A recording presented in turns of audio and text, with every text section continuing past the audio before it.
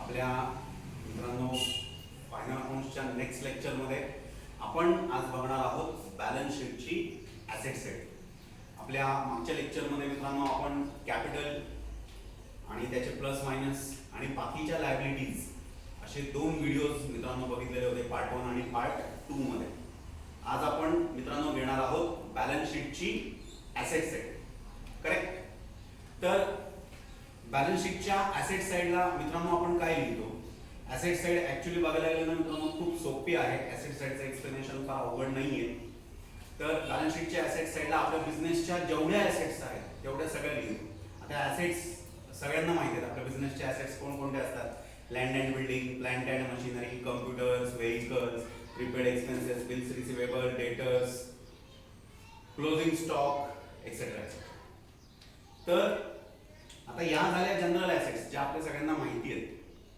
पण याच्या व्यतिरिक्त अदर दॅन दीज आपल्या बिझनेसच्या अजून सुद्धा खूप साऱ्या ॲसेट्स असतात. त्या कोणत्या? त्या मित्रांनो आपण या लेक्चरमध्ये पाहणार आहोत. आपण प्रत्येक ॲसेटचं 1 बाय 1 एक्सप्लेनेशन पाहणार आहोत.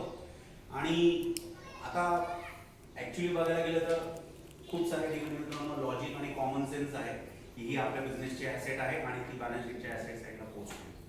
तर एखाद दुसरे ॲसेट्स आपल्याला अननोन असतील, नवीन असतील, त्याचं एक्सप्लेनेशन माहिती नसेल, मग ठीक आहे, त्या ॲसेट्स आपण आता पाहू. मित्रांनो आपल्या फॉर्मॅटमध्ये पेज नंबर 37 वर मित्रांनो बॅलन्स शीटचा फॉर्मॅट आहे ॲसेट साईड. आपली पहिली ॲसेट आहे मित्रांनो लँड अँड बिल्डिंग. आपली पहिली ॲसेट आहे land and building. Land and building आपल्या बिझनेसची ॲसेट आहे, त्याचं काही एक्सप्लेनेशन करायची गरज नाही. नेक्स्ट आहे plant and machinery. Plant and machinery मित्रांनो प्रोडक्शनसाठी वापरतो आपल्या बिझनेसची फिक्स्ड ॲसेट आहे, त्याचं पण एक्सप्लेनेशन करायची गरज नाही. पुढे आहे लीज होल्ड किंवा फ्री होल्ड प्रिमायसेस. त्यालाच मित्रांनो लीज होल्ड किंवा फ्री होल्ड प्रॉपर्टी असं सुद्धा म्हणतात. आता लीज होल्ड किंवा फ्री होल्ड प्रॉपर्टी किंवा प्रिमायसेस याचा अर्थ समजून घ्या. सी मित्रांनो आपण कधी कधी काय करतो, एखादी मोठी जमीन आपल्या मित्रांनो प्रोडक्शन पर्पजसाठी किंवा आपली फॅक्टरी टाकण्यासाठी आपण मित्रांनो काय करत असतो, हायर करत असतो. हायर म्हणजे काय करतो मित्रांनो, भाडे तत्वावर घेत असतो. आता रेंट आणि लीज, लीज म्हणजे रेंट, पण दोघांमध्ये फरक आहे. रेंट हे मित्रांनो छोटं ॲग्रीमेंट असतं, 11 महिन्यांचं, 1 वर्षाचं. तसं लीज हे लॉंग टर्म ॲग्रीमेंट असतं, लॉंग टर्म किंवा व्हेरी लॉंग टर्म ॲग्रीमेंट, ज्याच्यामध्ये आपण मित्रांनो समोरच्याची जमीन घेतो आणि त्याला मित्रांनो काय करत असतो, रेंट पे करत असतो. ठीक आहे. तर हे व्हेरी लॉंग टर्म ॲग्रीमेंट जे आपण करतो, व्हेरी लॉंग टर्म ॲग्रीमेंटवर जी जमीन घेतो त्याला म्हटलं जातं लीज होल्ड प्रॉपर्टी किंवा मित्रांनो प्रिमायसेस. ही एक प्रकारे आपल्याला आपण घेतलेली जमीन असते ज्याच्यावर मित्रांनो आपल्याला लीज पे करावं लागतं. आता एक प्रॅक्टिकल एक्झाम्पल, सिडको. सिडको ही मित्रांनो गव्हर्नमेंटची ऑर्गनायझेशन आहे आणि सिडको ज्या जागेवर घरं बांधतात ती जागा ॲक्च्युली सिडकोची नाही. इथलचे जे मित्रांनो ओरिजिनल रेसिडेंट्स होते, मूळचे मालक, त्यांच्याकडनं सिडकोने ही जमीन काय केलेली मित्रांनो 99 इयर्सच्या रेंट ॲग्रीमेंटवर घेतलेली, 99 वर्षाच्या करारावर. हे झालं लीज होल्ड प्रिमायसेस. मग ही लीज होल्ड प्रिमायसेस सुद्धा मित्रांनो आपल्या बिझनेसची काय असते, ॲसेट असते. फ्री होल्ड प्रिमायसेस आणि लीज होल्ड प्रिमायसेस सेम असतं. रेंट द्यावं लागत असेल तर लीज होल्ड प्रिमायसेस, फुकट वापरायला मिळाली तर फ्री होल्ड प्रिमायसेस, पण ती आपल्या बिझनेसची ॲसेट आहे. Next furniture and fixture. Fixture हा फर्निचरचा सिमिलर वर्ड आहे मित्रांनो. फर्निचर अँड फिक्स्चर आपल्या बिझनेसची काय झाली, ॲसेट. गुडविल. गुडविल मित्रांनो आपल्याला माहिती आहे गुडविल म्हणजे काय. आपल्या बिझनेसचं मार्केटमध्ये खूप रेप्युटेशन असतं आणि आपण त्याला ब्रँड असं म्हणू शकतो. आपल्या बिझनेसचं मार्केटमध्ये एक ब्रँड तयार झालेला असतो. मग आपल्या बिझनेसचं जे रेप्युटेशन आहे किंवा जो ब्रँड आहे, आपल्या बिझनेसचं मार्केटमध्ये जे नाव आहे, त्याचा आपण मित्रांनो कधी कधी काय करतो, कमर्शियल वापर करतो. त्या नावाचा वापर करून जास्त प्रॉफिट करायचा प्रयत्न करतो, कमवायचा प्रयत्न करतो. मग हे आपलं जे नाव आहे याला मार्केटमध्ये मित्रांनो जी काही किंमत आहे त्याचं मित्रांनो मॉनिटरी व्हॅल्युएशन जे आपण करतो त्याला म्हणतात गुडविल. एक प्रॅक्टिकल एक्झाम्पल घ्या. समजा एखादं हॉटेल आहे, त्या हॉटेलमध्ये मित्रांनो त्या हॉटेल मी विकत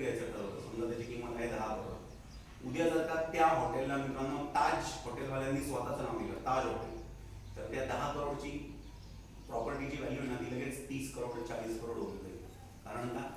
कारण मित्रांनो ताज हॉटेलचं तिथे नाव आहे, ताज हॉटेलचं तिथे शिकतात. मग हे जे 20-30 करोड किंमत वाढली त्या हॉटेलची, ती कशामुळे वाढली? त्या नावामुळे. सो ते झालं गुडविल. तर ही गुडविल मित्रांनो आपल्या बिझनेसची काय आहे? इनटँजिबल ॲसेट्स आहे. गुडविलमुळे सुद्धा आपला बिझनेस मित्रांनो प्रचंड प्रमाणावर पैसा कमवत असतो. सो गुडविल सुद्धा मित्रांनो आपल्या बिझनेसची काय झाली? Asset. Motor car vehicles, delivery vans मित्रांनो आपल्या बिझनेसच्या काय झाला? ॲसेट. आपले गुड्स डिस्ट्रीब्यूट करण्यासाठी मित्रांनो आपल्याला डिलिव्हरी व्हॅन, मोटर व्हेकल्स हे लागतच असतात. ठीक आहे, म्हणजे त्या सुद्धा आपल्या बिझनेसच्या काय झाल्या? ॲसेट्स. आता 3 ॲसेट्स मी एकत्र घेतोय, पेटंट, ट्रेडमार्क आणि कॉपीराइट. मित्रांनो लक्षात घ्या, पेटंट, ट्रेडमार्क आणि कॉपीराइट. ॲक्च्युली बघायला गेलं तर या 3 ॲसेट्सच्या कन्सेप्ट थोड्या वेगवेगळ्या आहेत, पण तिन्ही ॲसेटचं जे मित्रांनो एक्सप्लेनेशन आहे ते ऑलमोस्ट सेम आहे. तिन्ही ॲसेट्स एकमेकांना रिलेटेड आहेत. पेटंट म्हणजे काय? तुम्ही एखादा शोध लावता, तो शोध तुमच्या परवानगीशिवाय, तुमच्या परमिशन शिवाय कोणी वापरू शकत नाही. यासाठी तो शोध तुम्ही काय करू शकता? रजिस्टर करून घेता गव्हर्नमेंट ऑफ इंडियाकडे. त्याला म्हणतात पेटंट. म्हणजे पेटंट वापरून तुम्ही पैसे कमवू शकता. ट्रेडमार्क, ट्रेडमार्क म्हणजे काय? तुमच्या बिझनेसचा मित्रांनो ट्रेडमार्क असतो. उद्या जर कोणाला मित्रांनो त्या बिझनेसचा तो ट्रेडमार्क ज्याला तुम्ही लोगो म्हणू शकता वापरायचा असेल, तर त्याला मित्रांनो तुम्हाला पैसे पे करावे लागतील. नंतर तो ट्रेडमार्क तुम्ही त्याला वापरायला द्याल. उदाहरणार्थ मॅकडॉनल्ड्सचा मॅगी जो आहे तो ट्रेडमार्क आहे. आणि मित्रांनो लास्ट आहे कॉपीराइट. कॉपीराइट जनरली कोणाच्या बाबतीत असतात? पिक्चर्सच्या बाबतीत असतात, सिरियल्सच्या बाबतीत असतात, पुस्तकाच्या बाबतीत असतात. तुमची जी स्टोरी आहे मित्रांनो जनरली ऑथर्सच्या बाबतीत असतं हे, की तुमची जी स्टोरी आहे ती तुमच्याशिवाय कोणी मित्रांनो दुसऱ्या कोणी वापरू नये म्हणून तुम्ही मित्रांनो काय करू शकता? ते रजिस्टर करू शकता. त्याच्यावर तुमचा राईट एस्टॅब्लिश होतो, तुमचा हक्क प्रस्थापित होतो. ज्याला कोणाला मित्रांनो ती स्टोरी वापरायची असेल त्याला तुम्हाला विचारून तुम्हाला पैसे देऊन मग ती स्टोरी वापरता. म्हणजे एक प्रकारे बघायला गेलं तर पेटंट, ट्रेडमार्क, कॉपीराइट ह्या तिन्ही आपल्या इनटँजिबल ॲसेट्स आहेत. दिसत नाही पण त्या असतात. आणि या तिन्ही मित्रांनो तुम्हाला काय करून देतात? इन्कम जनरेट करून देतात, पैसा मिळवून देतात. म्हणजे या तिन्ही आपल्या बिझनेसच्या काय झाल्या मित्रांनो? इनटँजिबल ॲसेट्स म्हणजेच ॲसेट्स.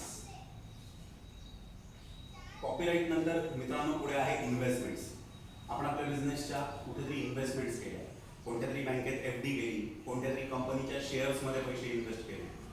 या सगळ्या आपल्या काय झाल्या मित्रांनो? इन्व्हेस्टमेंट्स. आपल्या बिझनेसचे काय झाले? ॲसेट. नेक्स्ट मित्रांनो पुढे आहे लोन गिव्हन. आता एकदम सिंपल आहे फ्रेंड्स. जर आपण कोणाकडनं लोन घेतलेलं असेल तर आपली लायबिलिटी आहे लोन फ्रॉम समवन. त्याच्या ऑपोजिट आपण जर का कोणाला लोन दिलं तर मित्रांनो काय झालं? आपली ॲसेट झाली. ठीक आहे, लोन फ्रॉम ABC, मी ABC कडनं लोन घेतलं, लायबिलिटी आहे. लोन टू ABC, मी ABC ला लोन दिलं, माझी ॲसेट आहे. कारण नंतर मी ते पैसे त्याच्याकडनं काय करणार आहे? वसूल करणार आहे. मला त्याच्याकडनं पैसे काय आहेत? रिसिवेबल आहे, आपली ॲसेट. सिमिलर वर्ड्स आहेत loose tool, spare parts, equipment. सोप्या भाषेत मशिनरीचे सुट्टे भाग. Loose tool, spare parts, equipments प्रोडक्शनसाठी लागतात आपल्याला. मित्रांनो मशिनरीचा मित्रांनो हा पार्ट आहे. मशिनरी आपल्या बिझनेसची काय झाली? ॲसेट. त्याच्यामुळे स्पेअर पार्ट्स, लूज टूल्स हे सुद्धा मित्रांनो आपल्या बिझनेसची काय असतात? ॲसेट. Bills receivable. मित्रांनो बिल्स रिसिवेबलचा अर्थ काय? आपल्याला बिल्स रिसिवेबल म्हणजे काय हे बिल्स ऑफ एक्सचेंज मध्ये कळलेलं आहे. बिल्स रिसिवेबलचे पैसे आपल्याला डेटर्स कडनं काय करायचे मित्रांनो?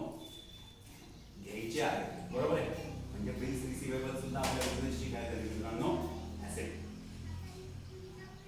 आता लाईफ स्टॉक. लाईफ स्टॉक म्हणजे फ्रेंड्स ज्यांचे प्राण्यांशी रिलेटेड बिझनेस आहेत ना त्यांच्यासाठी लाईफ स्टॉकचा अर्थ होतो मित्रांनो जिवंत जनावरे. आणि मित्रांनो जर का ती जनावरे गेलेली असतील तर त्याला डेड स्टॉक म्हणतात. लाईफ स्टॉक आणि डेड स्टॉक दोन्ही आपल्या बिझनेसच्या ॲसेट आहेत. म्हणजे फॉर एक्झाम्पल बघा, आता समजा मित्रांनो तुम्ही हॉर्स रेसिंग करता तर तुमच्याकडे मित्रांनो काय म्हणतात घोड्यांचे जे काही ब्रीड आहे त्याचा तुमचा बिझनेस आहे, ठीक आहे. घोड्यांचा सेलिंग परचेसचा बिझनेस आहे, म्हणजे ते तुमची काय झाली मित्रांनो लाईफ स्टॉक. समजा तुमचा तबेला आहे, तुमच्याकडे मित्रांनो तुमचं डेअरी फार्मिंग लेट्स से, मित्रांनो गाई म्हशी ज्या काही तुमच्याकडे आहेत हे तुमचे काय झाले मित्रांनो लाईफ स्टॉक, तुमच्या बिझनेसची काय झाली ॲसेट. पुढे आहे डिझाईन. डिझाईन मित्रांनो आपल्या पेटंट किंवा कॉपीराईट सारखाच मित्रांनो एक प्रकार आहे डिझाईन. आपण एखादं इन्व्हेन्शन करतो एखाद्या डिझाईनमध्ये आणि ते आपण मित्रांनो रजिस्टर करून देतो, तर ते डिझाईन सुद्धा मित्रांनो आपली काय झाली ॲसेट. आता एक प्रॅक्टिकल एक्झाम्पल बघा. समजा ऑटोमोबाईल कंपनी आहे, आता होंडा सिटी कार घ्या, होंडाची, त्याचं जे डिझाईन आहे ते त्या कंपनीची काय आहे मित्रांनो ॲसेट आहे. होंडा सिटीचं डिझाईन होंडा कंपनी सोडून दुसरं कोणी वापरू नाही शकत, म्हणजे ती त्या कंपनीची काय झाली ॲसेट. आता पुढे आहे इंटरेस्ट ॲक्रूड ऑन इन्व्हेस्टमेंट किंवा इंटरेस्ट रिसिवेबल. इंटरेस्ट ॲक्रूडचा अर्थ होतो outstanding. Interest outstanding on investment किंवा इंटरेस्ट रिसिवेबल. मित्रांनो तुम्ही तुमच्या पैशांची कुठेतरी काय केलेली इन्व्हेस्टमेंट केलेली, त्याच्यावर तुम्हाला इंटरेस्ट मिळतं, आपलं काय झालं इन्कम. तुम्ही तुमच्या पैशांची कुठेतरी इन्व्हेस्टमेंट केलेली आहे, त्याच्यावर तुम्हाला इंटरेस्ट काय होतं मिळतं, म्हणजे आपल्या बिझनेसचं काय झालं इन्कम. तुम्हीच सांगा मित्रांनो, जर हे इन्कम यायचं बाकी असेल तर ती आपल्या बिझनेसची काय झाली ॲसेट. इन्कम यायचं बाकी, interest receivable, outstanding interest on investment, interest यायचं बाकी, सो ते पैसे आपल्याला भेटणार आहेत, that is our asset. Closing stock आपल्या बिझनेसची ॲसेट आहे, नवीन सांगण्याची गरज नाही. Prepaid expense. आता हे जे मित्रांनो प्रीपेड एक्सपेन्स आहेत ना, याचे सिमिलर वर्ड आहेत अनयुज्ड एक्सपेन्स स्टॉक. म्हणजे आता समजा मला प्रीपेड स्टेशनरी असं सांगायचं असेल तर मी सांगताना कसं सांगेन स्टॉक ऑफ स्टेशनरी म्हणजेच प्रीपेड, किंवा त्याला अजून एक शब्द आहे अनएक्सपायर्ड. म्हणजे स्टॉक, अनयुज्ड, अनएक्सपायर्ड हे प्रीपेड एक्सपेन्सचे काय आहेत मित्रांनो सिमिलर वर्ड आहे. आता मला सांगा प्रीपेड एक्सपेन्सचा अर्थ काय झाला. आपण एक्सपेन्सेस कधी पेड करतो फायदा घेतल्यानंतर, एखाद्या वस्तूचा लाभ घेतल्यानंतर. प्रीपेड एक्सपेन्स म्हणजे काय, आपण एखाद्या वस्तूचा लाभ घ्यायच्या अगोदरच मित्रांनो त्याचे पैसे पेड करून टाकतो, म्हणजे the benefits of which are yet to be taken but the expenses are already paid. त्याचा फायदा घ्यायचा बाकी पण एक्सपेन्सेस पेड. एक्सपेन्सेस पेड आहेत ना, प्री पेड आहेत ना, अगोदर पेड आहे, म्हणजे ती आपल्या बिझनेसची काय झाली ॲसेट. त्याचा बेनिफिट अजून घ्यायचा बाकी आहे, ॲसेट झाली. Next stores and spare parts. हे मित्रांनो मगाशीच झालं एक्सप्लेनेशन, इक्विपमेंटचा सिमिलर वर्ड आहे. आता याच्यानंतर मित्रांनो पुढे आहे इन्कम रिसिवेबल किंवा income due but not receive किंवा आउटस्टँडिंग इन्कम. हे आपलं इंटरेस्ट सारखंच झालं. आपल्याला मित्रांनो काहीतरी इन्कम यायचं बाकी आहे, जसं इंटरेस्ट यायचं बाकी होतं तसं अजून दुसरं काहीतरी इन्कम असू शकतं. कमिशन रिसिवेबल, डिव्हिडंड रिसिवेबल, अजून काहीतरी मित्रांनो अमाऊंट रिसिवेबल. ती रिसिवेबल आहे, ड्यू बट नॉट रिसिव्ह म्हणजे काय आउटस्टँडिंग आहे, म्हणजेच यायची बाकी आहे. आपल्या बिझनेसची काय झाली मित्रांनो asset. Next cash and bank balance सांगायची गरज नाही, आपल्या बिझनेसची काय आहे ॲसेट. आता याच्यानंतर मित्रांनो पुढे आहे सन्ड्री डेटर्स. सी डेटर्सचे सिमिलर वर्ड आहे sales ledger, customer account, account receivable किंवा बुक डेप्ट, सगळे डेटर्सचे सिमिलर वर्ड. आता तुम्ही सांगा आपल्याला मित्रांनो डेटर्स म्हणजे आपण ज्यांना गुड्स क्रेडिटवर सेल केलेले आहेत आणि ज्यांच्याकडनं आपल्याला पैसे घ्यायचे बाकी आहेत. आपण ज्यांना गुड्स काय केलेले आहेत सेल केलेले आहेत आणि ज्यांच्याकडनं आपल्याला पैसे घ्यायचे बाकी आहेत. पैसे घ्यायचे बाकी आहेत ना, म्हणजे आपली काय झाली ॲसेट. याच्या पुढे आहे मित्रांनो insurance claim receivable. Insurance claim receivable म्हणजे काय, समजा आपले गुड्स डिस्ट्रॉय झाले, ॲक्सिडेंट झाला, चोरी झाली, आग लागली, आपले goods destroyed by fire theft आहे आणि आपण इन्शुरन्स काढलेला आहे. तर इन्शुरन्स कंपनी तुमचा जेवढा मित्रांनो काही गुड्सचा लॉस झालेला आहे त्यातला काही भाग तुम्हाला मित्रांनो रिइम्बर्स करते, मान्य करते की तेवढे पैसे, तेवढी नुकसान भरपाई, तेवढं कॉम्पेन्सेशन मित्रांनो ते तुम्हाला काय करतील पे करतील. सो ते जे कॉम्पेन्सेशन कॉम्पेन्सेशनचे पैसे यायचे बाकी आहेत त्याला मित्रांनो आपण काय म्हणतो, इन्शुरन्स क्लेम रिसिवेबल. पैसे यायचे बाकी आहे. सो इन्शुरन्स क्लेम रिसिवेबल आपली झाली ॲसेट. Provident fund investment. मित्रांनो प्रॉव्हिडंट फंड इन्व्हेस्टमेंटचा प्रकार आहे. आता इन्व्हेस्टमेंट म्हटली की ती आपली काय झाली, ॲसेट. Shop fitting. आता शॉप फिटिंग म्हणजे काय, सोप्या भाषेत सांगतो. शॉप फिटिंग म्हणजे मित्रांनो आपलं परमनंट फर्निचर जे आपण मित्रांनो काय केलेलं असतं, आपल्या शॉपमध्ये, आपल्या दुकानामध्ये मित्रांनो काय केलेलं असतं, इन्स्टॉल केलेलं असतं. ठीक आहे. त्याच्यामध्ये मग मित्रांनो कधी कधी इलेक्ट्रिसिटी वगैरेचे जे पॉईंट्स इन्स्टॉल केलेले असतात त्याचे सुद्धा मित्रांनो कन्सिडर्स केले जातात. तर ते परमनंट फर्निचर जे इन्स्टॉल केलेले, बाकीचे मित्रांनो काही तुम्ही डिझाईन वगैरे केलेली असेल, आपण म्हणतो ना इंटेरियर डेकोरेटरला बोलून आणि सगळं केलं, तो जो काही सगळा खर्च केलेला आहे तो झाला शॉप फिटिंग. ती सुद्धा आपल्या बिझनेसची काय झाली मित्रांनो, ॲसेट. आणि लास्ट आहे partners current account debit balance. तुमच्या करंट अकाउंटचा मित्रांनो डेबिट बॅलन्स सुद्धा येऊ शकतो. मी करंट अकाउंट अजून एक्सप्लेन केलेला नाही. आपलं एक करंट अकाउंट आलेलं होतं क्रेडिट बॅलन्स, जो आपण लायबिलिटीला शिकलेलो. आपला आज परत एक करंट अकाउंट आलेला आहे डेबिट बॅलन्स. डेबिट बॅलन्स कशाचा असतो, ॲसेटचा. तो ॲसेट बॅलन्स. करंट अकाउंट म्हणजे काय, हे आपल्या प्रॉब्लेममध्ये आपण नंतर शिकूयातच. मित्रांनो हे सगळं एक्सप्लेनेशन होतं आपलं बॅलन्स शीटच्या ॲसेट साईडचं. जर या एक्सप्लेनेशनमध्ये काही डाऊट असेल तर मित्रांनो 88000979 नंबर आता पाठ झाला असेल. ठीक आहे. लवकरच भेटू अशी अपेक्षा आहे. व्हिडिओज मित्रांनो कंटिन्युअसली बघत राहा, कारण आपण भेटू त्यावेळेस मित्रांनो आपण आदल्या दिवशी जो व्हिडिओ पोस्ट केलेला आहे तिथून पुढे कंटिन्यू करणार आहोत. लवकरच भेटू अशी अपेक्षा आहे मित्रांनो. तोपर्यंत